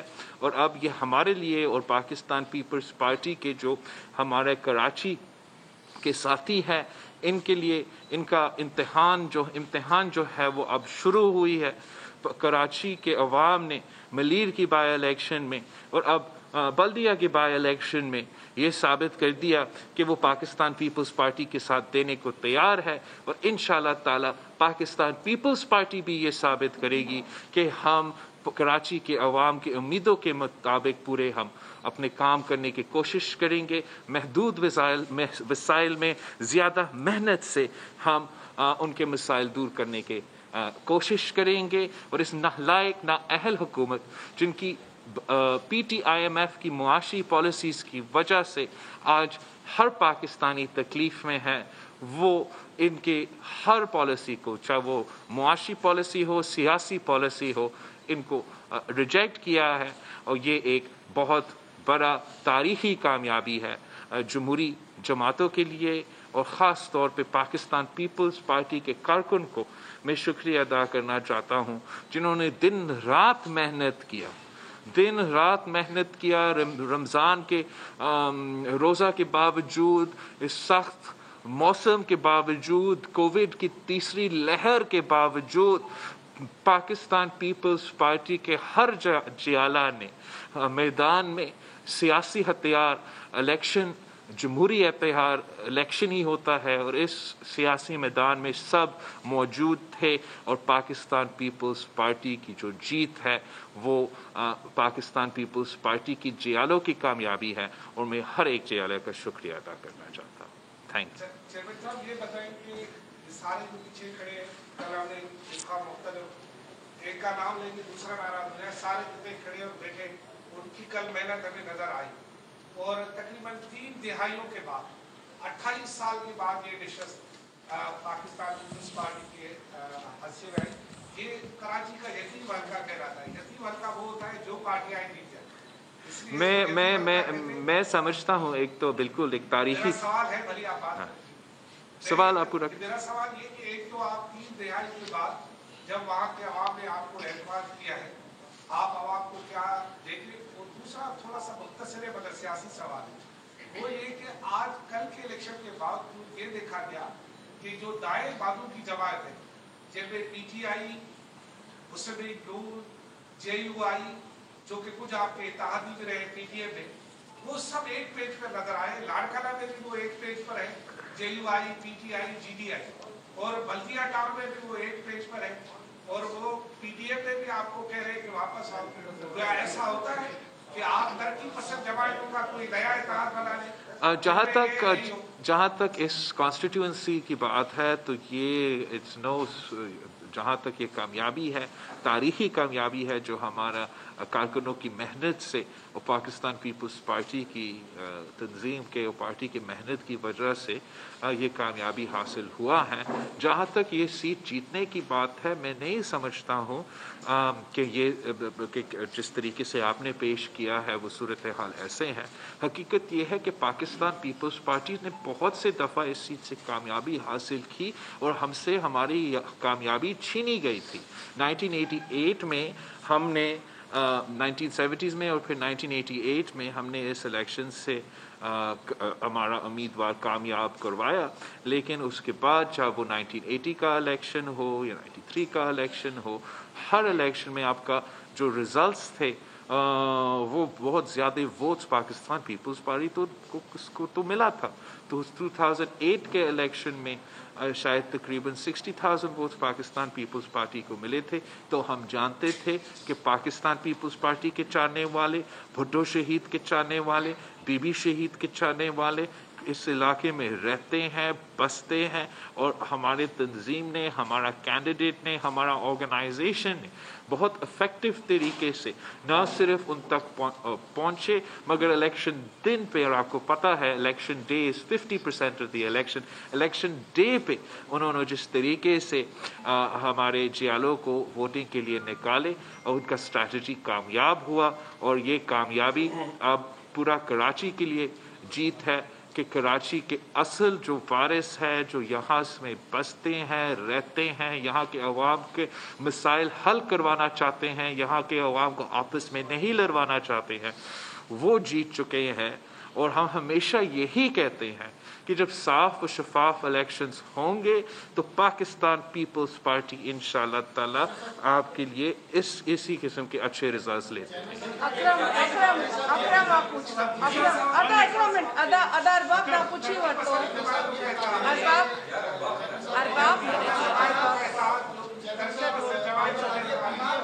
اکرم آپ سوال کریں. جسٹس قاضی فائز عیسیٰ کے حق میں فیصلہ آنے کے بعد ہونا یہ چاہیے تھا کہ کچھ لوگ شرمسار ہوتے, کچھ لوگ مستعفی ہو جاتے, لیکن اب یہ سننے میں آ رہا ہے کہ ایک اور مرتبہ جو ہے نا ان کے خلاف جو ہے نا ایک آغاز کر دیا گیا ہے. کیا وہ کون سی وہ قوتیں ہیں کہ قاضی کو جو ہے نا وہ چیف جسٹس بنانے کے حوالے سے جو ہے نا کوششیں ہو رہی ہیں کہ وہ نہ آ سکتے اس نشست پر, کون سی قوتیں اور جمہوری قوتوں کو خاص طور پر پیپلز پارٹی کو اس حوالے سے کیا کردار ادا کرنا چاہیے؟ جہاں تک پاکستان پیپلز پارٹی کا موقف ہے, میں وہ سیاسی جماعت کا سب سے پہلے سیاسی جماعت کا قائد تھا کہ جب جسٹس فائز عیسیٰ کے خلاف یہ ایکشن انلیگل اور اناپروپریٹ ایکشن لیا گیا تو ہم نے اس وقت بھی پریس کانفرنس کر کے نہ صرف مزاحمت کیا تھا مگر مطالبہ کیا تھا کہ جو لوگ اس میں انوالوڈ ہے, جو ججز کی بلیک میلنگ میں انوالوڈ ہے, جو ججز پہ اسپائنگ میں انوالوڈ ہے, جنہوں نے یہ ریفرنس بھیجا ہے جس میں وزیر اعظم بھی ہے, صدر پاکستان بھی ہے, اسپیشل ان کے ایڈوائزرز اور وزیر بھی ہے, ان سب کا رہنا تب بھی جب انہوں نے یہ ایکشن کیا تھا تب ان کو نہیں رہنا چاہیے تھا. اس قسم کا جوڈیشری پہ حملے کرنے کے بعد ان کو مستعفی ہونا چاہیے تھا. اور اب جب سپریم کورٹ آف پاکستان نے, جب جوڈیشل کاؤنسل آف پاکستان نے جسٹس فائز عیسیٰ کو بری کر دیا ہے اور اس سے سازش کو بے نقاب کر دیا ہے, اب ان لوگوں کے خلاف ایکشن لینا چاہیے, ایک پورا انویسٹیگیشن ہونا چاہیے کہ یہ کیا سازش تھا جس نے ایک honourable justice of the supreme court of Pakistan کو سیاسی وکٹمائزیشن کا نشانہ بنایا گیا, کردار کشی کا نشانہ بنایا گیا. ویسے پاکستان کی سیاسی جماعتیں, خاص طور پاکستان پیپلز پارٹی, اس قسم کا رویہ کا عادی ہے. ہم ماضی میں جوڈیشل مردر کے بھی شکار ہوئے ہیں, پولیٹیکل وکٹمائزیشن کے بھی شکار ہوئے ہیں, تو ہم ضرور اس فیصلے کو ویلکم کرتے ہیں, اس ڈیولپمنٹ کو ویلکم کرتے ہیں. امید رکھتے ہیں کہ آگے جا کے یہی جو سٹینڈرڈز وکٹمائزیشن کے خلاف سپریم کورٹ نے, سپریم جوڈیشل کونسل نے ایک اپنے جج کے لیے رکھا, ویسے ہی سٹینڈرڈز انہی سیاسی وکٹمز, پولیٹیکل وکٹمائزیشن کے جو نشان ہو رہے ہیں, جن کا کردار کشی ہو رہے ہیں, جن کے خلاف جعلی کیسز چلائے جا رہے ہیں, ان کے لیے بھی اس قسم کا رویہ رکھا جائے گا. اور ہم مطالبہ کر رہے ہیں کہ صدر پاکستان مستعفی ہو جائے. ان کے کوئی مورل اتھارٹی نہیں ہے کہ وہ صدر پاکستان رہے جب انہوں نے ایک غلط, جھوٹا, جعلی ریفرنس بھیجا سپریم کورٹ کے ایک آنریبل جج صاحبان کے خلاف. کوئی وجہ نہیں ہے کہ ہمارا وزیر قانون جو ہے وہ وزیر قانون رہے, کوئی وجہ نہیں ہے کہ ہمارا یہ جو اکاؤنٹیبلٹیز ہے ان کا کہ وہ اکاؤنٹیبلٹی کا ان کا مشیر رہے. سب کو مستعفی ہونا چاہیے. خان صاحب اور خان صاحب کی پوری کیبنٹ اس جرم میں انوالوڈ ہے. انہوں نے سب مل کے یہ تجویز دیا تھا صدر پاکستان کو کہ وہ یہ ریفرنس بھیجے. صدر پاکستان کا یہ غلطی تھا, اس کو اپنا مائنڈ اپلائی کرنا چاہیے تھا, سوچنا چاہیے تھا کہ میں یہ غلط کام کر رہا ہوں. اب ان سب کو اس جرم کا حساب دینا ہوگا, اور جتنا جلدی وہ اپنا صفائی کرے وہ قوم اور ملک کے لیے بہتر ہو. منور عالم ادا منور عالم پی ڈی ایم کو بچانے کے لیے اب آپ کے پاس آخری کیا آپشنز ہیں اور کس طرح سے پی ڈی ایم کا اتحاد بچ سکتا ہے, اور حکومت کو جو گھر بھیجنے کا آپ نے ایک اتحاد قائم کیا تھا, اب یہ اتحاد کن شرائط پر قائم رہ سکتا ہے, اور جو اسپیکر آپ نے پی ڈی ایم سے دیے ہیں ان کے حوالے سے کوئی نظر ثانی ہو سکتی ہے یا نہیں؟ جہاں تک پاکستان پیپلز پارٹی کے سینٹرل ایگزیکٹو کمیٹی کے فیصلے ہیں ویزاوی دا پاکستان ڈیموکریٹک موومنٹ, ہمارا موقف جو اس دن کا تھا وہ آج کا بھی ہے, اور ہم اسی موقف پہ قائم ہیں. اور ہم سمجھتے ہیں کہ ہم نے اتنا بڑا اتحاد کا بنیاد اس لیے رکھا تھا کہ ہم چاہتے تھے کہ نہ صرف جمہوریت کا بحالی ہو, نہ صرف ہم رول آف لا کی طرف پرامن جمہوری طریقہ کار کی طرف آگے بڑھے, مگر اس نالائق نااہل سلیکٹڈ حکومت کو گھر بھیجے, ہم وہ جمہوری ہتھیار استعمال کریں جس سے ہم ان کو گھر بھیج سکتے ہیں. ہم سمجھتے ہیں کہ پاکستان پیپلز پارٹی نے سیاسی طور پہ پورے پاکستان کو اب ایک راستہ دکھا دیا کہ اگر آپ نے عمران خان کو گھر بھیجنا ہے, اس ملک کو, اس قوم کو, اس نالائق نااہل سلیکٹڈ وزیر اعظم سے اب جان چھڑوانا ہے, تو ہم نے ایک سیاسی جمہوری روڈ میپ پورے قوم کے سامنے رکھ لیا ہے. یوسف رضا گیلانی صاحب کی الیکشن جو جیت تھا وہ اس کا ثبوت تھا. اس کو ہم نے پروو کر دیا کہ نو کانفیڈنس موشنز کامیاب بھی ہو سکتے ہیں. اگر کچھ ہمارے اتحاد میں ایسے دوست ہیں جو عمران خان کو نہیں ہٹانا چاہتے ہیں, جو بزدار صاحب کو نہیں ہٹانا چاہتے, تو ان کا میں کیا کروں؟ میں پاکستان پیپلز پارٹی اپنا مخالفت کی اپوزیشن, جمہوری انداز کا اپوزیشن, اپنا کامیاب اسٹریٹجی برقرار رکھیں گے. اور ہم بالکل یہ سمجھتے ہیں کہ ترقی پسند پاکستان ایک ضرورت ہے جس میں ہم اپنے عوام کے مسائل برابری کے بنیادوں پہ حل کر سکتے ہیں. اگر کوئی یہ کر سکتا ہے تو پاکستان پیپلز پارٹی کا نہ صرف ایکسپیرینس ہے, نہ صرف تاریخ ہمیں یہ بتاتا ہے, مگر اب عوام بھی آپ کو یہ دکھا رہی ہے کہ وہ پاکستان پیپلز پارٹی کے ساتھ ہی مل کے اس حکومت کا بھی مقابلہ بھی کرنا چاہتے ہیں, اور جو پاکستان کے مسائل ہیں ان کا بھی مقابلہ کرنا چاہتے ہیں. حمید سمرو صاحب, یہاں پر آپ کامیابی کی بات کرتے ہیں, سندھ حکومت 12-13 سال سے آپ کے پاس ہے, وزیر اعلیٰ سندھ آپ کے ساتھ بیٹھے ہوئے, شاید آپ کے علم میں لایا گیا ہے کہ نہیں لایا گیا کہ ریاست کے اندر ایک ریاست بنائی گئی ہے. کراچی میں ایک بحریہ ٹاؤن کے نام سے ایک ریاست بنی ہے جس کی کوئی باؤنڈری وال نہیں ہے. اچھا, وہ بڑھاتا جا رہا ہے, قدیم تاریخی مقامات کو بھی مسمار کرتا جا رہا ہے, مقامی جو باشندے ہیں ان کو اقلیت میں بھی تبدیل کرتا جا رہا ہے.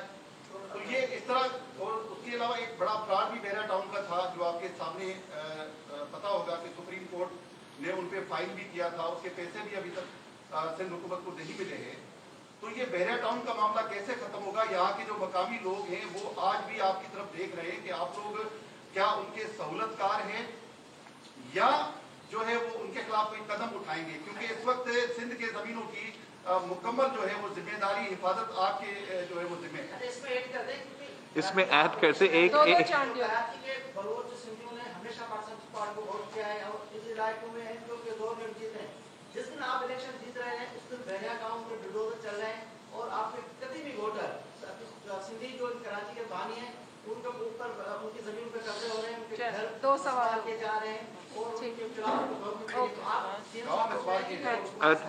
بالکل آپ صحیح کہہ رہے ہیں. کل ہم جب الیکشن مہم میں بزی تھے کچھ سوشل میڈیا پہ اور ہمارا واٹس ایپ پہ کافی کمپلینٹس آئے تھے کہ ملیر میں یا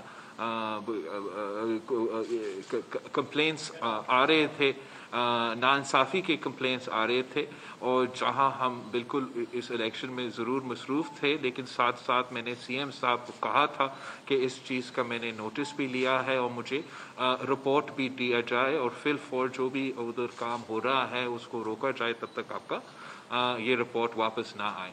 جہاں تک آپ کا سوال تھا باؤنڈری والز کا، وہ اور سپریم کورٹ کا فیصلہ کا، اس پہ سپریم کورٹ کا فیصلہ تو سب کے سامنے ہے، اور نہ میں نہ آپ کنٹیمپٹ آف کورٹ کمٹ کرنا چاہیں گے، لیکن ہم یہ ضرور اس پہ ضرور زور دینا چاہیں گے، ہم چاہتے ہیں کہ کسی کے ساتھ ناانصافی نہ ہو، اور خاص طور پہ اگر کل کا انسیڈنٹ پہ کسی کے ساتھ ناانصافی ہوا ہے تو جن نے اس ناانصافی کو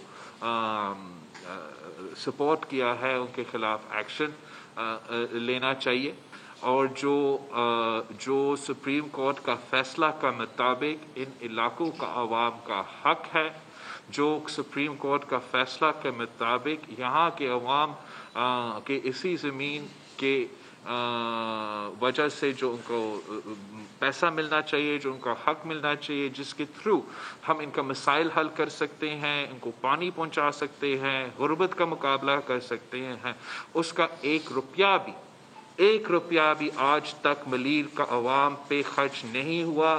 آج تک ایک روپیہ سپریم کورٹ کا اس کیس کی وجہ سے جو ہم مطالبہ کرتے آ رہے ہیں بار بار آپ کے سامنے عوام کے تھرو کہ ملیر کا پیسہ، سندھ کا پیسہ سندھ پہ خرچ ہو، یہ سندھ کا پیسہ ہے، تو اگر اسی آرڈر کے مطابق وہ باؤنڈری وال کا فیصلہ یا باؤنڈری کا فیصلہ دیا گیا ہے، اور نہ میں نہ آپ نہ کوئی اس ہائیسٹ عدالتی فورم کا باؤنڈری وال کا فیصلہ پہ ہم اعتراض نہیں کر سکتے ہیں، تو پھر ہم اس پوائنٹ پہ ضرور اعتراض کر سکتے ہیں کہ جو ان کا حق ہے، جو آپ نے اپنے آرڈر کے مطابق ان لوکلز کی کمپنسیشن کی جو آپ نے فیصلہ کیا ہے، وہ پیسے کہاں ہیں اور وہ آج تک کیوں ملیر کے عوام کو نہیں ملا؟ آپ کو یاد ہوگا کہ ہمارا جو ماضی میں ریسنٹلی تاریخی بارش کے نتیجے میں جو مانسون بارش ہوئے تھے اور اس کا فلڈز کا بھی نقصان تھا، ہمارے پورا صوبہ میں اتنا نقصان میں نے خود اپنے آنکھوں کا دیکھا، جگہ جگہ جا کے ان دنوں میں یہ کیس سنا جا رہا تھا، ہم مطالبہ کر رہے تھے کہ وہ پیسہ یہاں کے عوام کے ہیں۔ میں نے تھر کا وزٹ کیا، میں نے میرپور خاص کا وزٹ کیا، ملیر کا وزٹ کیا، جہاں جہاں نقصان ہوا تھا، اور ہمارا مطالبہ یہ تھا کہ یہ پیسہ یہ عوام کا پیسہ ہے، ہم اسی پیسہ کو ان ریلیف کارڈز کے تحت ان کو دلوا سکتے ہیں، ان کا ڈرینیج ایشوز کا حل کر سکتے ہیں، لیکن افسوس کے ساتھ آج تک وہ نہیں ہوا ہے۔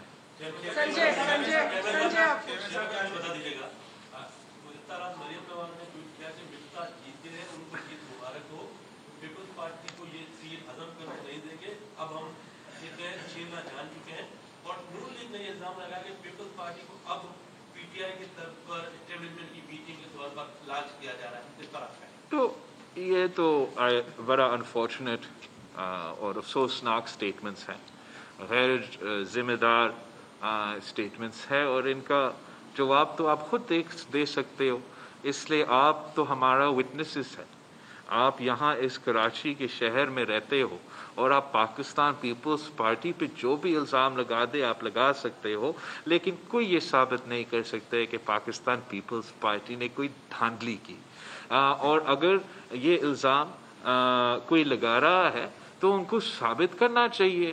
میں کافی سن رہا تھا کہ ڈاسکا ٹو،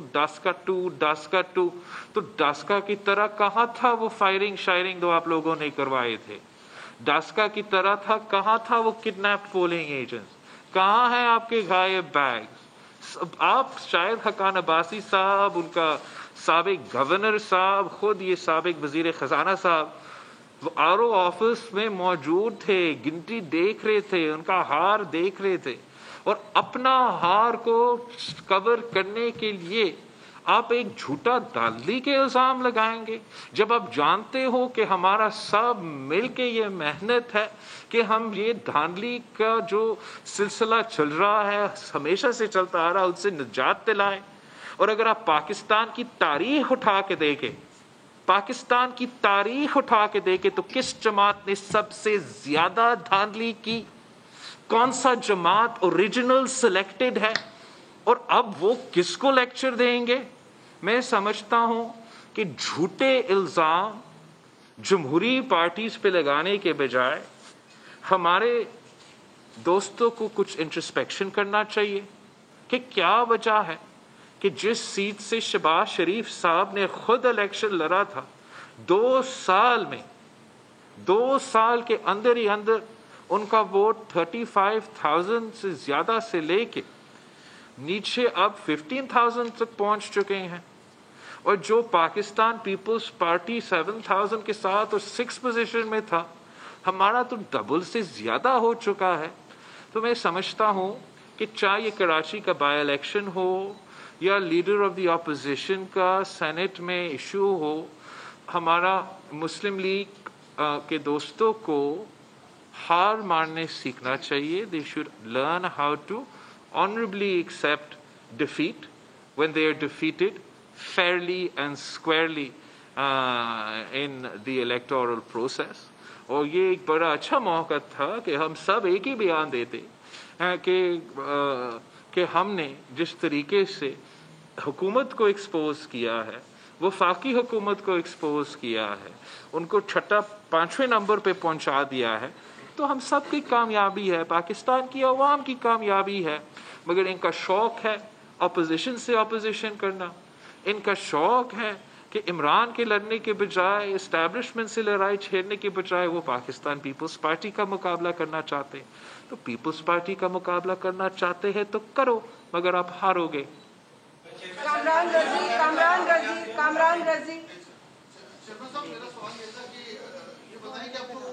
آپ کا بیانیہ تھا ایک PDM کا حکومت مخالف حکومت کو گرانے سے متعلق, اب وہ کہاں رہ گیا, اور کیا میں سمجھتا ہوں کہ جو اپوزیشن جماعتیں کنفیوز نہیں ہیں, ان کا تو کنسسٹنٹ اور کلیئر پالیسی پہلے دن سے رہا ہے کہ ہم جمہوری طریقہ کار سے ان کو ہروا سکتے ہیں, پارلیمان کے میدان میں ان کو ہروا سکتے ہیں, ہم اپنا احتجاج اور اس اسٹریٹجی کو ملا کے ان کو ہروا سکتے ہیں.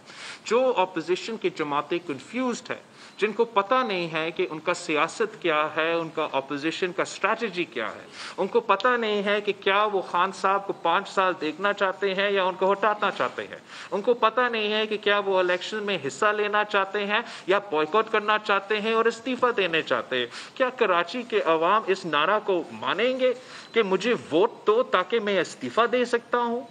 اب کوئی سر نہ کوئی پیر, ان کا سیاست کا, ان کا سیاسی اسٹریٹجی کا, اور اس کا نقصان پورا کا پورا پاکستانی قوم کو, کمزور اپوزیشن کا نقصان, یہ کنفیوژن جو نون لیگ میں رہتا ہے, یہ جو جوکسٹاپوزیشن اور آکسی مورا کا جو سکیزوفرینک سٹانسز وہ لیتے ہیں, ایک دن یہ 5 سال ختم کرے گا, دوسرا دن وہ ایک دن اور نہیں رہے گا, اس طریقے سے سیاست تو نہیں چل سکتا ہے. ہم سمجھتے ہیں کہ بہت ضروری ہے کہ سارے سیاسی جماعتیں, خاص طور پہ وہ جو اپوزیشن میں ہیں, وہ اپوزیشن کا ذمہ داری ہوتا ہے حکومت کا مخالفت کرنا, حکومت کو بے نقاب کرنا, اور انشاءاللہ تعالی وہی ہمارا فوکس رہے گا, وہی ہمارا زور رہے گا. اس الیکشن میں اگر نون لیگ جیت جاتا تو میں خود شہباز شریف صاحب کو فون کر کے مبارکباد دے دیتا, اور میں سمجھتا ہوں کہ جس طریقہ کار سے مسلم لیگ کا اس ان کے ہار کا, ان کا لوزنگ اسپرٹ کا جس طریقے سے they have reacted to this loss, it's highly unfortunate, highly immature, and اس کا نقصان تو ان کا ہی ہوگا, کسی اور کا نہیں ہوگا.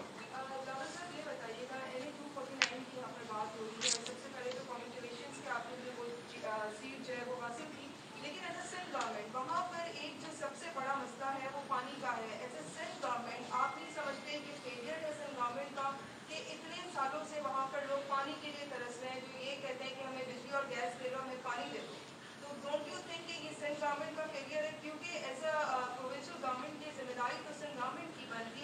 ہم تو جہاں تک پانی کا مسئلہ ہے، پاکستان پیپلز پارٹی تو مسلسل پانی کے مسئلے کو حل کرنے میں جدوجہد ہر سطح پہ کرتی آ رہی ہے، نیشنل سطح سے لے کے صوبائی سطح تک.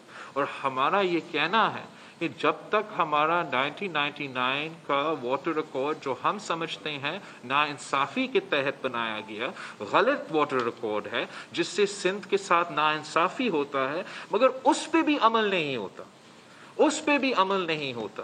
اگر اس پہ بھی عمل نہیں ہوتا اور کسی صوبہ کو اس کا شیئر سے کم دیا جا رہا ہے، یہی وفاقی وزیر فیصل وابڈا نے نیشنل اسمبلی فلور پہ کھڑے ہو کر اپنا ٹرم کی ابتدا میں مانا تھا کہ سندھ کے ساتھ ظلم ہو رہا ہے، سندھ کے ساتھ زیادتی ہو رہا ہے. If I'm not wrong, he specifically said کہ ایک صوبہ سندھ کا پانی کا حصہ ان کو نہیں دلوا رہا ہے اور وہ اس ایشو کو حل کرے گا.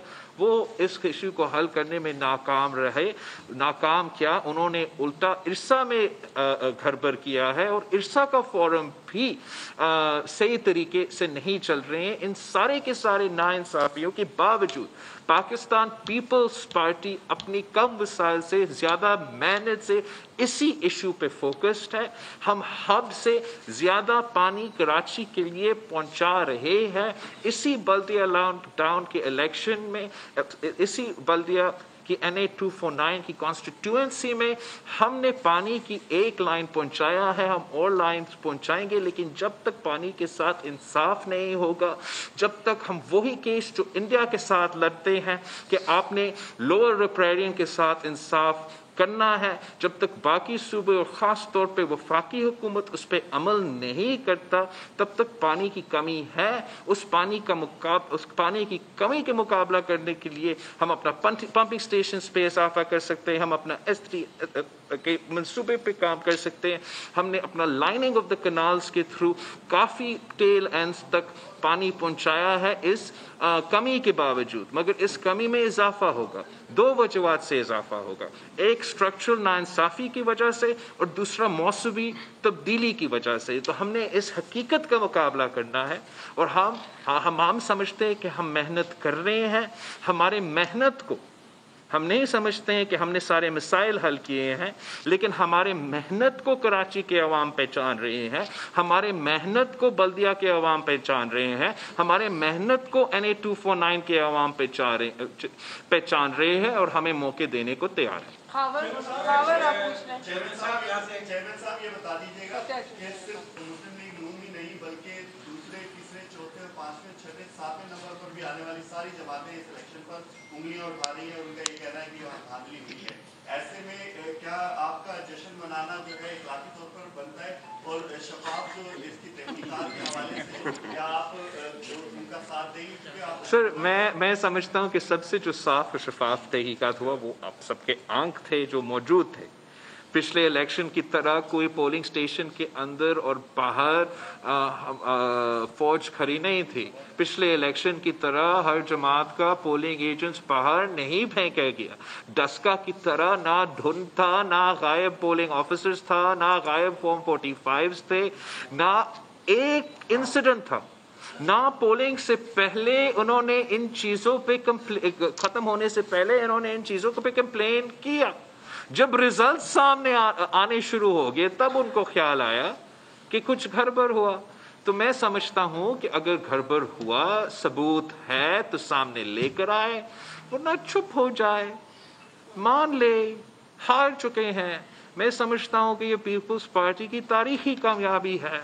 ایک تیر سے اتنے شکار ہو چکے ہیں، ایک سال میں دو بسنت ہم آپ کے لیے لے کر آتے ہیں. ہمارا یہ کیا ہے، ڈولفن والے بھی، پتنگ والے بھی، ملے کو بھی ہم نے فارغ کر دیا، اور حاجی سر شکار بھی شیر کا ہوا. تو میں سمجھتا ہوں کہ الیکشنز ہیلتھی ہے، جمہوریت کے لیے ہیلتھی ہے، اور ان ساری جماعتوں کو سمجھنا چاہیے، ساری جماعتوں کو سمجھنا چاہیے کہ پاکستان پیپلز پارٹی مسلسل اسٹیبلشمنٹ کا نشانہ بنایا گیا. پاکستان پیپلز پارٹی کو آرگینکلی پیچھا نہیں دکھیلا گیا. پاکستان پیپلز پارٹی کو ایک سوچا سمجھا سازش کے تحت पूरा मुल्क में पीछे पिघलने की कोशिश की गई। आप सब विटनेसेस हो कि कैसे पाकिस्तान का सबसे बड़ा शहर को एक ऐसे जमात के हवाले किया गया, एक ऐसा फाशिस्ट कुव्वत के हवाले किया गया, सिर्फ इस वजह से भाइयों एक दूसरे के दरमियान लड़ाई कर रहे थे, नेबर्स एक दूसरे के साथ लड़ाई कर रहे थे, सिर्फ इस वजह से खुद के पाकिस्तान पीपल्स पार्टी को कराची जीतने ना दे।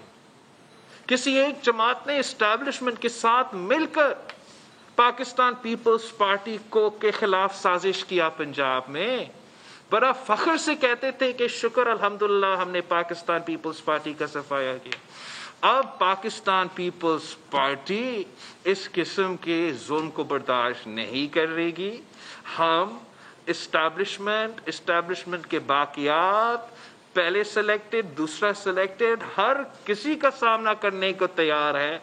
हम अपने जियाले को लावारिस नहीं छोड़ेंगे और हम अपना नजरिया के लिए, अपने मंशूर के लिए जदोजहद करते रहें।